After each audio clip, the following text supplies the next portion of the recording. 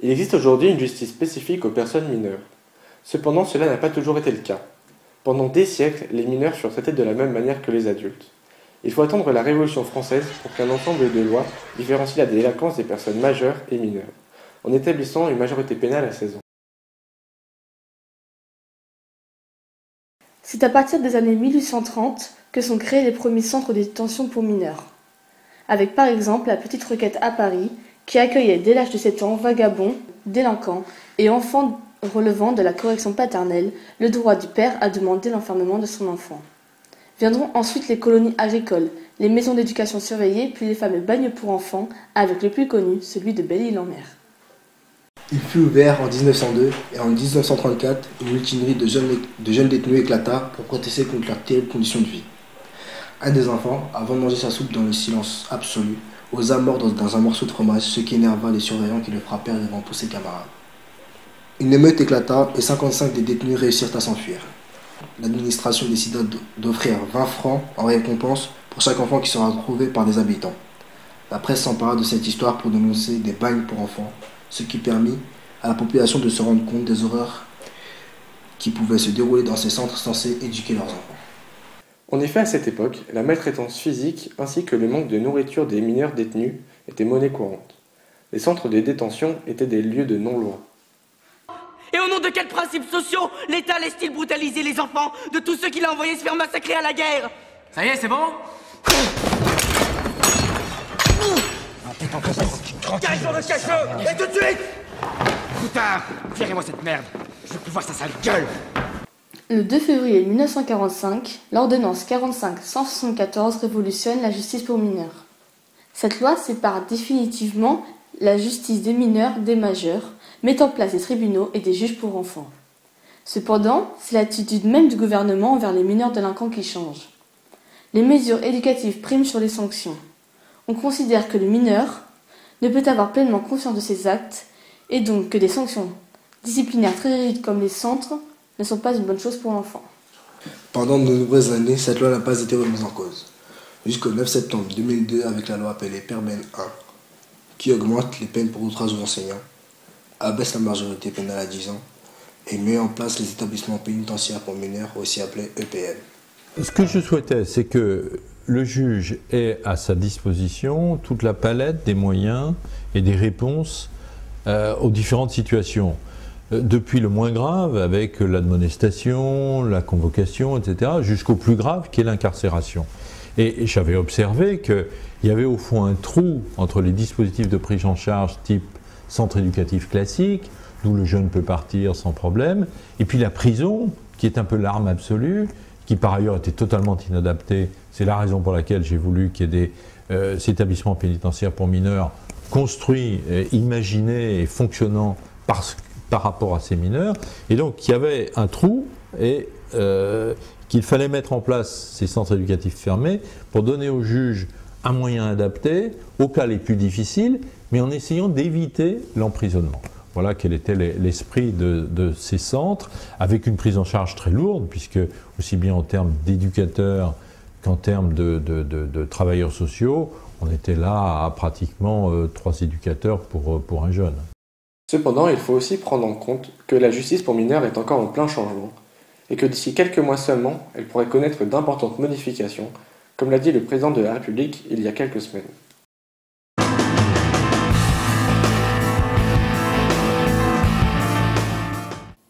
Mais vous souhaitez changer la législation dans ce domaine? Il faut que nous changions. Il faut que nous changions de deux manières.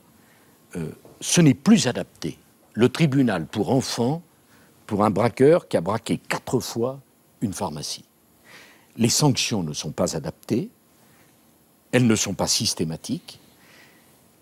Et donc je vais, avec le ministre de l'Intérieur et le garde des Sceaux, demander à ce que l'ensemble des forces politiques de notre pays, car ce n'est pas un problème de gauche ou de droite, c'est un problème considérable de la société française, nous réfléchissions et nous adoptions avant l'été de nouvelles mesures s'agissant de la réponse à apporter à la délinquance des mineurs.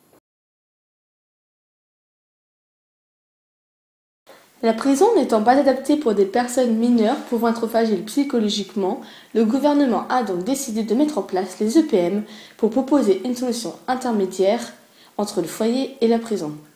De plus, la surpopulation carcérale étant très importante dans les prisons françaises, les EPM apparaissent comme un bon moyen de vider puis fermer certains quartiers pour mineurs. Avant de parler des EPM, il faut tout d'abord s'intéresser aux mineurs eux-mêmes et aux raisons pour lesquelles ils peuvent se retrouver derrière les barreaux. En effet, depuis plusieurs décennies, on observe une augmentation statistique de la délinquance chez les jeunes, avec en 2010 environ 218 000 mineurs mis en cause par la police. La délinquance des jeunes a toujours existé à différentes époques, donc si vous faites un peu un retour historique, on retrouve assez rapidement des traces de délinquance des mineurs. Après, c'est peut-être sur la forme que ça a changé, mais sur le fond, non. Le problème de la délinquance, c'est un problème que toutes les sociétés ont connu, donc je ne pense pas que fondamentalement il y en ait plus maintenant, mais elle prend une forme peut-être qui est différente, elle s'adapte à l'évolution sociale, quoi. La majorité de ces délits sont des vols, des dégradations, des bagarres ou de la consommation de drogue. 74% de ces mineurs vont passer devant un tribunal pour enfants où, comme nous l'a expliqué une juge pour enfants du tribunal de grande instance de Quimper, le mineur va être jugé en fonction de ses actes, puis ensuite va être sanctionné. Il faut tout de même se rappeler que les juges pour mineurs se réfèrent toujours à l'ordonnance de 1945 et par conséquent ils favorisent autant qu'ils le peuvent les mesures éducatives. 57% de ces jeunes devront seulement être suivis par la PJJ, la protection judiciaire de la jeunesse, qui est une administration du ministère de la Justice et qui s'occupe de protéger les mineurs délinquants. 21% vont devoir exécuter des sortes de travaux d'intérêt généraux, appelés réparation pénale, visant à leur faire prendre conscience de leurs actes. Puis, en cas de délit grave, 4% de ces mineurs vont être placés hors de leur famille, ce qui représente tout de même 5500 jeunes en France. Ils peuvent alors se retrouver dans des établissements renforcés, des quartiers pour mineurs, ou bien dans un des 6 EPM que compte la France. Même si toutes les classes sociales de la population sont touchées par la délinquance, il est vrai qu'une majorité de ces mineurs appartiennent à un milieu social bien précis. La grande majorité, c'est quand même des milieux défavorisés, ça c'est très clair. Par contre, on a comme toutes les origines, j'ai envie de dire, ethniques, si on peut parler comme ça, hein, il n'y a pas de stigmatisation. On a toutes les catégories, que ce soit européennes, asiatiques, africaines, nord-africaines, voilà, il n'y a pas de spécificité particulière. Toutes les communautés sont représentées. Et effectivement, par contre, on a eu, sur les 500 aujourd'hui, 3 jeunes écroués donc dans des affaires graves qui étaient d'un milieu social favorisé, voire très favorisé. Voilà. Mais pour le reste, on est quand même sur des jeunes qui arrivent de milieux très défavorisés.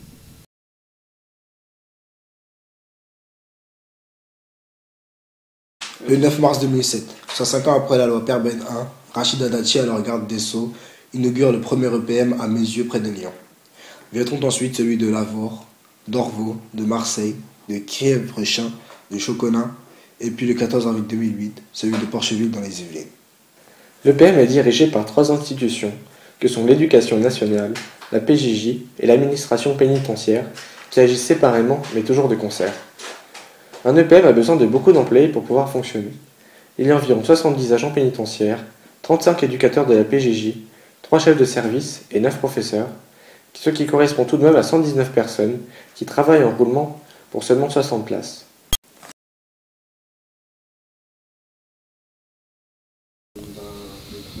Alors, la journée type, c'est le réveil le matin, entre 7h et 7h30, avec un petit déjeuner. Hein, donc les jeunes sont écroués en ce qu'on appelle en unité de vie, qui sont des bâtiments où ils sont 10 maximum par bâtiment. Hein, et le binôme qui s'occupe d'eux, alors binôme c'est un agent pénitentiaire et un éducateur, fait 2 groupes de 5 maximum quand le bâtiment est plein. Hein, et vous avez donc le matin, non pas le matin, le petit déjeuner, tout le monde descend, donc en fait il y a 2 roulements, hein, il y a 5 ou 5 qui descendent prendre le petit déjeuner en collectif.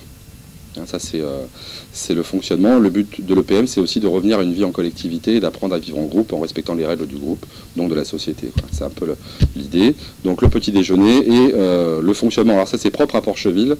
C'est le projet d'ouverture, c'est de mettre vraiment l'école au cœur du fonctionnement de l'EPM. Donc le matin, on va à l'école. Tout le monde va à l'école. Qu'on ait moins de 16 ans ou plus de 16 ans, tout le monde va à l'école. Donc on a un emploi du temps de 8h30 à 12h30. On va en classe avec un emploi du temps type collège-lycée, 8h30, 9h30, première séquence, 9h30, 10h30, deuxième séquence avec un interclasse. À la différence près, ces classes et les élèves qui restent en salle, ce sont les enseignants qui changent de salle de classe pour éviter des mouvements supplémentaires. Vous avez une récréation à 10h20. Après, vous avez à nouveau 2 séquences de cours jusqu'à 12h30. Et pour ceux qui ont un emploi du temps un peu plus costaud que les autres, il y a même des cours l'après-midi, 13h30 à 15h. Avec au milieu, donc le midi, la pause du déjeuner, qui, elle, se fait moitié-moitié. La moitié, il y a un groupe qui va manger en cellule individuelle. Chaque jeune a sa cellule propre à lui, avec à l'intérieur WC et douche indépendante. Ce qui, vraiment, il n'y a pas de collectivité, par contre, de vie en cellule. Et donc vous avez un groupe qui mange en cellule et un groupe qui va manger en collectif dans la salle à manger. Et le soir, le groupe qui a mangé en cellule mange en salle à manger et inversement. Voilà. Donc l'après-midi jusqu'à 15h, soit cours, soit on reste en cellule. Et à partir de 15h, les activités autres arrivent. Donc vous avez des activités culturelles et pour beaucoup des activités sportives. Puisqu'il y a un gymnase, l'établissement a son gymnase intégré, ce qui a permis de mettre en place du rugby, du judo, du basket, du volley, du cheval. Donc on a fait rentrer les chevaux en prison. Voilà, donc tout ça, ça a été financé dans le cadre de l'accompagnement éducatif. Donc il y a des activités qui vont jusqu'à 18h. Et à partir de 18h, les mineurs rentrent en cellule pour préparer après le repas du soir. Et puis après, par contre, toute la nuit se passe en cellule.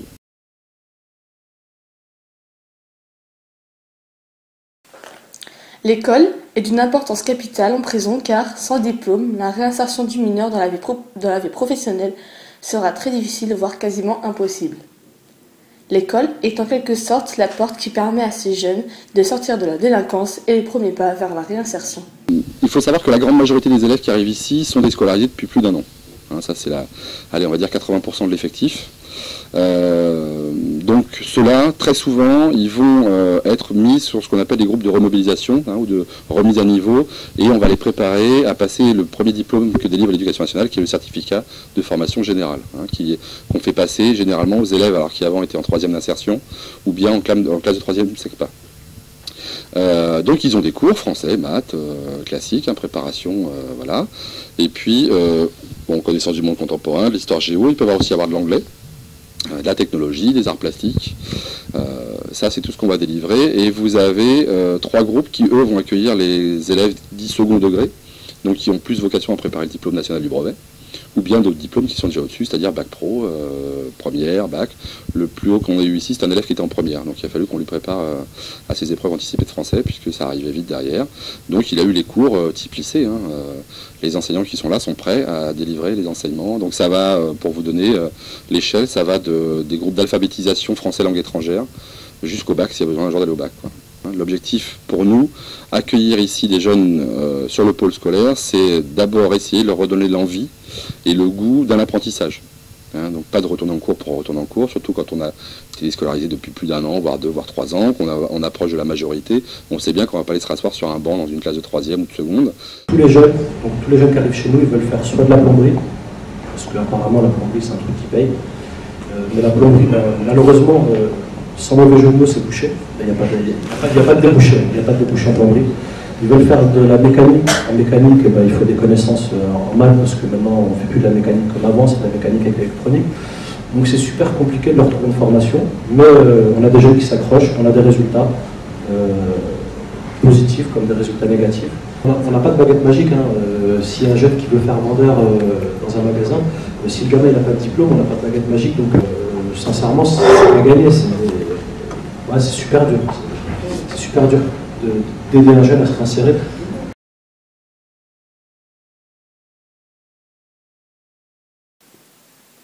Les EPM étant des bâtiments neufs, ils sont en très bon état et les conditions de détention des mineurs sont excellentes. Les infrastructures sont très modernes avec de nombreux équipements destinés aux mineurs. Contrairement aux autres maisons d'arrêt, les cellules sont individuelles et mesurent chacune 9 mètres carrés.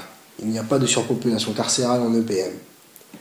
Ils peuvent accueillir au maximum 60 jeunes car il y a 60 cellules. Vous ne verrez jamais 2 jeunes cohabiter dans une de ces cellules. Dans les cellules, vous avez la télé, vous avez les douches dans les cellules, vous avez les toilettes dans les cellules, et dans les autres maisons d'arrêt, ça ne se passe pas comme ça, quoi. Là, vous pouvez prendre la douche quand vous voulez, etc. en fait, c'est fait vraiment spécifiquement pour les miseurs. En première vue, tout le monde pense que c'est un CEF ou un foyer parce qu'on mange en collectif, etc. Mais de voir tous les soirs la porte se fermer, c'est ce que je dis à tous les jeunes. Lorsque la porte se ferme, quel paysage tu vois en face? En fait, c'est des barreaux. En fait, au premier abord, ça a l'air attrayant, oui, on mangeait en collectif, etc. Les éducateurs, mais au fur et à mesure du temps, ça les pèse vraiment. Et on voit, il y a des gens qui sont là pour des faits super graves, et on les voit pleurer, on les voit, et dès qu'ils sont à l'extérieur, non, la prison, c'était vite fait. Il y en a plein que je vois en plus à l'extérieur, surtout ils sont du 78, et je les ai vus à l'unité arrivant. Non, j'ai pris 1 an, non, j'ai pris 6 mois, mais c'est chaud quand même.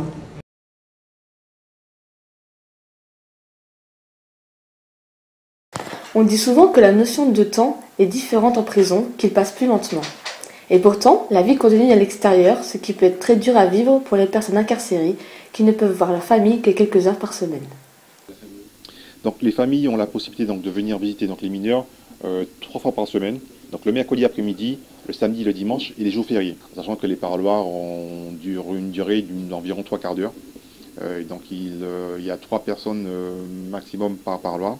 Et avant de pouvoir venir voir les mineurs, il faut qu'ils détiennent un permis de visite.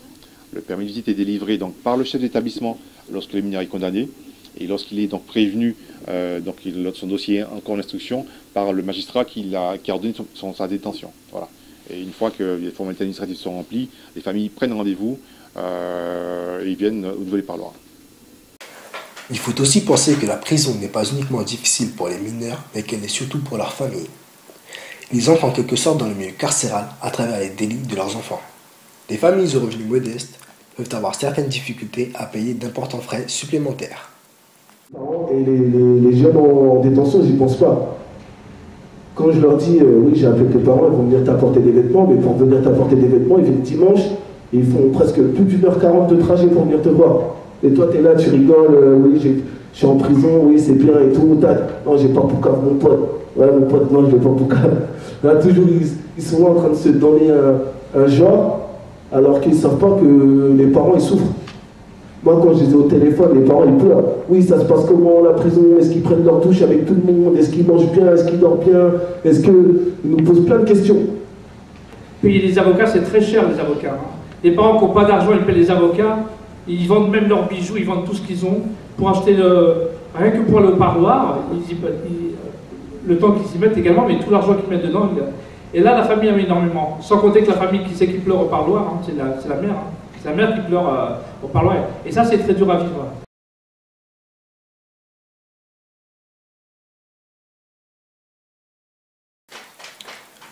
Le choc carcéral est une vérité en prison. Même si les bâtiments sont neufs et agréables, le fait de mettre un mineur en prison est loin d'être une chose banale et indolore. Ce qu'on appelle le choc carcéral, hein, pour certains, c'est une vraie privation de liberté quand même. Hein. C'est-à-dire que même si on a le sentiment que, pour certains d'ailleurs, hein, qui ont déjà connu d'autres quartiers pour mineurs, quand ils arrivent ici, ils disent « Ah oui, c'est bien, c'est vrai que c'est neuf, c'est propre, mais il n'en reste pas moins que ça reste une prison, avec un fonctionnement de prison, donc des cellules, des portes qui ferment à clé, du bruit permanent, donc ça sollicite énormément. Puis pour certains, l'encellulement, le fait de se retrouver seul aussi, déclenche des moments importants de réflexion et de remise en cause. Donc pour cela, on est vigilant. Oui. En fait, il y a un fantasme sur la prison. On se dit la prison c'est dur, la prison c'est... Je vais aller là-dedans, je vais me faire taper, je vais me faire violer, je vais me faire racketter. Et finalement, ce qui ressort, c'est que les gamins, ils arrivent dans la cellule et ils se disent « Ah ben c'est que ça la prison. J'ai une télé, j'ai mon coca, il y en a qui font rentrer du shit. » Donc il y en a, vraiment, ils sont bien. Et les 2-3 premiers jours, ils se disent « Ouais, mais en fait, la prison, c'est pas si terrible que ça. » Mais en fait, ce qui est dur en prison, ce qui ressort, c'est que c'est tous les jours dimanche, en fait. Le dimanche, c'est le jour où on s'ennuie le plus, en général. Même si au début l'aspect des EPM les met en confiance, ils se rendent vite compte de la dureté du milieu carcéral, et même s'il ne reste que 2 mois et demi en moyenne dans un EPM, ils y reviennent souvent plusieurs fois, et donc pour des peines plus lourdes. C'est un choc. On dit la prison, non. Tant que vous ne l'avez pas vécu, je ne souhaite pas de la vivre, c'est très dur. Parce que j'ai tellement vu de gamins, c'est vraiment des gamins. Pour eux, c'était les vacances, quoi. C'était Club Med, parce que notamment à Villepin, puisqu'à Villepin, c'est la maison Mickey, là. Et les gamins, ils ont pris quoi, 2 mois, 3 mois, c'est rien. Mais le problème qu'il y a, c'est la peine qui va suivre derrière, qui va faire mal. Et moi, j'ai vu des gamins prendre 2-3 mois, je les ai vus revenir, et là, ils ont pris 8 ans, ils ont pris 10 ans. Et là, ils rigolent plus. Et ça, on peut l'éviter. Je ne dis pas qu'on peut sauver tout le monde, mais on peut en sauver quelques-uns.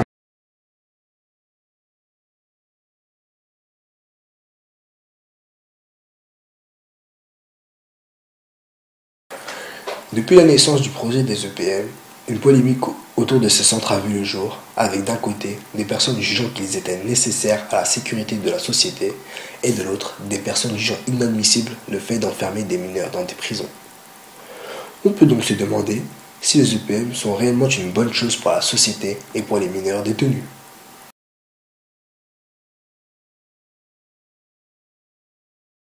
La récidive est un problème omniprésent chez les jeunes délinquants.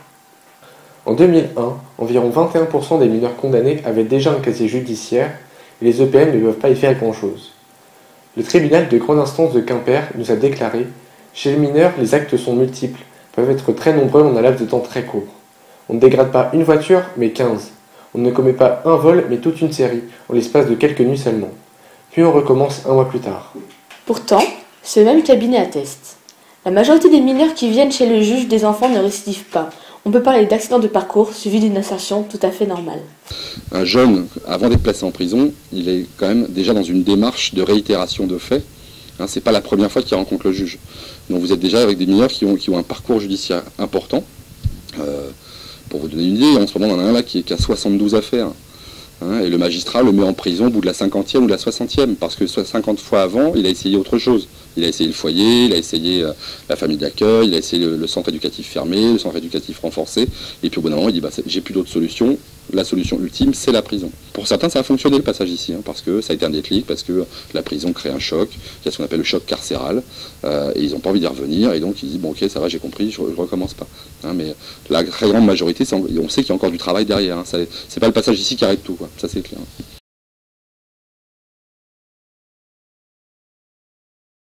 Malgré l'importante sécurité qui règne en prison, la violence est tout de même présente. Qu'elle soit verbale ou physique, il arrive souvent que les détenus s'insultent, se bagarrent entre eux, voire même agressent un membre du personnel de l'EPM. Comme à Porcheville, en avril 2008, où 6 détenus ont saccagé leur cellule, dans le seul but d'obtenir du tabac. De plus, selon Alain Dreux, secrétaire général de la CGT-PJJ, pas une semaine ne se passe sans un règlement de compte entre détenus. Alors au sein de l'EPM, oui, ça serait vous mentir de vous dire qu'il n'y a pas de violence.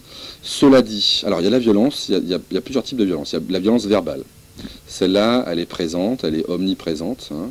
C'est un travail des adultes que de ramener les mineurs aussi à s'exprimer de manière polie, même les uns envers les autres, hein, parce que voilà, on reste quand même dans un schéma de communication assez particulier. La violence envers les adultes, alors elle est souvent faite à l'égard des surveillants pénitentiaires. Ça c'est clair, puisqu'ils représentent l'autorité, ils ont l'uniforme, et ce sont quand même les premiers qui sont vraiment en première ligne, quoi. Oui, il y a des problèmes de violence, ça arrive parfois, oui. Ça se traduit comment? Des détenus qui se bagarrent entre eux. Hein, voilà. Il y a eu des mouvements collectifs ici, il s'est passé des choses, et les agents ne se sont jamais défoulés sur les détenus. Ce sont les détenus qui se sont défoulés sur nous. C'est déjà arrivé. Moi, à chaque fois que j'y étais, j'étais dans les mouvements collectifs, je l'ai vu faire. Et nous, ce qu'on cherche à faire, c'est maîtriser le détenu, le menotter et l'amener au quartier disciplinaire quand il a touché un agent.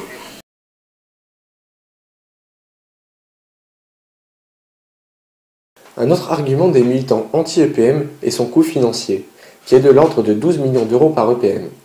Quand on sait que la justice française se classe au 35e rang des pays européens par rapport à son budget, on peut se demander si ce n'est pas surdimensionné de mettre autant d'argent pour n'accueillir que 60 jeunes à la fois. Un coût de fonctionnement très fort, puisque si vous faites un ratio adulte-jeune, vous vous rendez compte que ça a un coût de fonctionnement très élevé.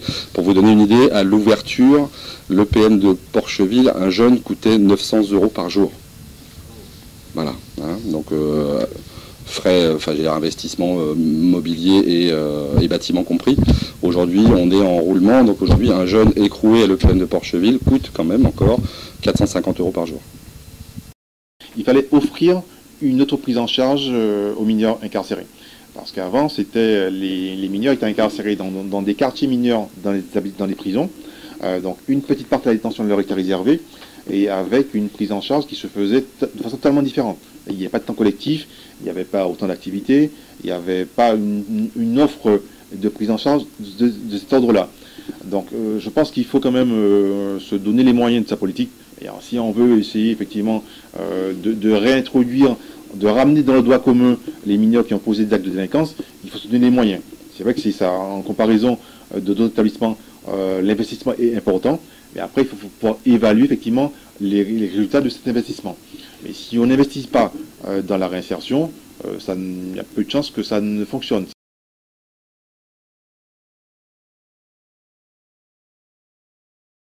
Un problème beaucoup moins connu et tabou est celui des suicides de mineurs en prison. En 2008, un jeune s'est pendu au système d'aération de sa cellule au sein de l'EPM de Meyzieux, puis, en février 2010, un autre détenu s'est lui aussi pendu à l'EPM d'Orvaux. Ces terribles incidents montrent bien la détresse de ces mineurs dans cet environnement hostile qu'est la prison. La peur que d'autres drames arrivent inquiète fortement les EPM qui tentent de mettre en place des moyens d'empêcher les jeunes de passer à l'acte. Alors il y a des moyens de soutien et de suivi psychologique qui sont présents ici. Vous avez pour la protection judiciaire de la jeunesse un psychologue, et pour le côté médical vous avez une infirmière psychologue, enfin une psychologue et un pédopsychiatre.